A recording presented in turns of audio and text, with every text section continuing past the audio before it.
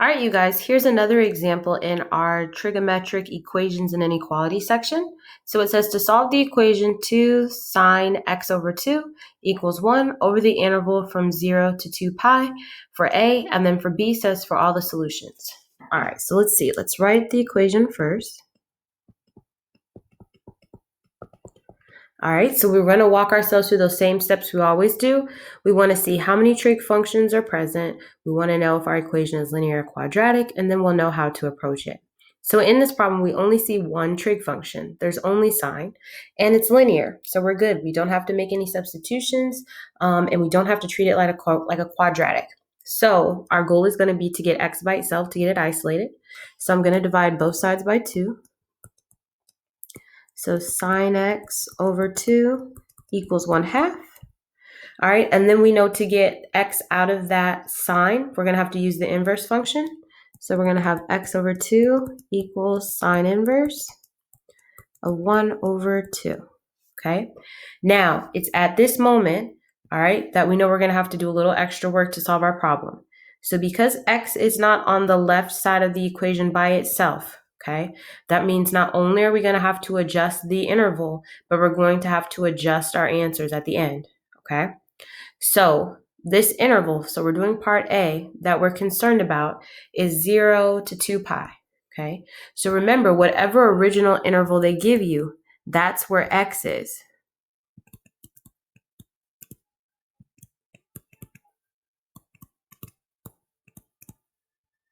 Okay, that's where x is bound. So we are concerned with x divided by 2, not just x, which means that we're going to have to half our interval. Okay, so our interval right now is from 0 to 2 pi. So if we were to half both the endpoints, okay, our new interval becomes 0 to pi. Okay, so we're only going to find the answers that fall within that interval. So let's go over to our unit circle to see if we can find those. So we're looking for angles that have a sine value of 1/2. Okay, so because we're looking for 1/2 or a sine, we're looking for angles that have a y value of 1/2. So that's pi over 6 and 5 pi over 6. Okay, so I'm going to go ahead and write those back under our answer.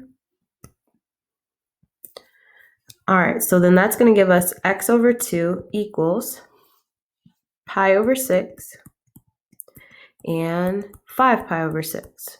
Those were the only answers that we had that fell between 0 and pi, which is half of the unit circle, because of our new interval. Okay.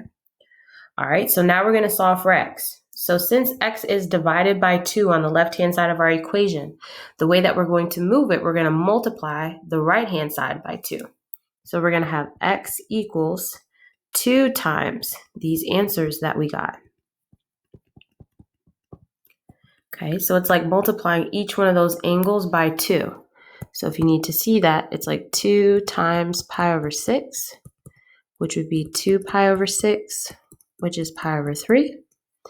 And the second one would be 2 times 5 pi over 6, which would be 10 pi over 6, which reduces to 5 pi over 3.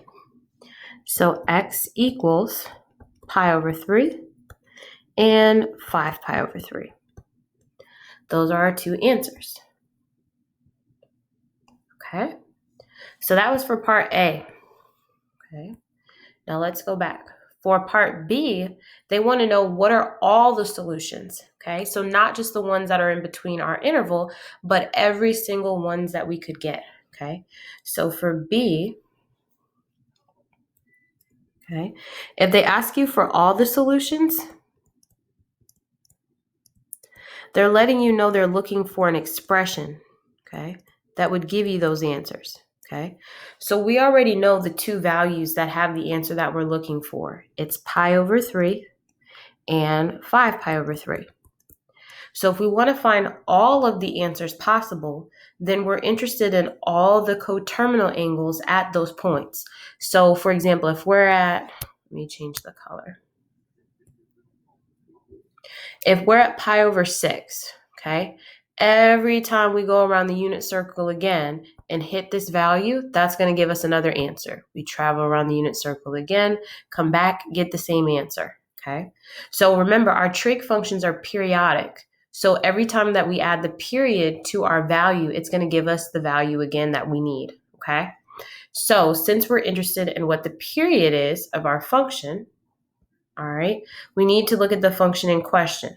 So the function that we're looking at is sine of x over 2. That was our function, okay? So if you guys remember when we graphed our trig functions, when we had to find the period, okay, we had to take the standard period of whatever function they gave us and divide it by b, okay? So the standard period for sine was 2 pi over b, okay? And remember, b was the coefficient that's inside of our argument. So for us, it's 2 pi divided by a half, because half is this number that's in the argument. So we're taking 2 pi and we're dividing it by a half. That's the same thing as multiplying by the reciprocal, which would be 2 over 1, which is 4 pi. So that means every time that we move around the unit circle 4 pi worth, we're going to come back to those original answers. So for b, when they ask us for all the solutions, we're going to take pi over 3 plus 4 pi n.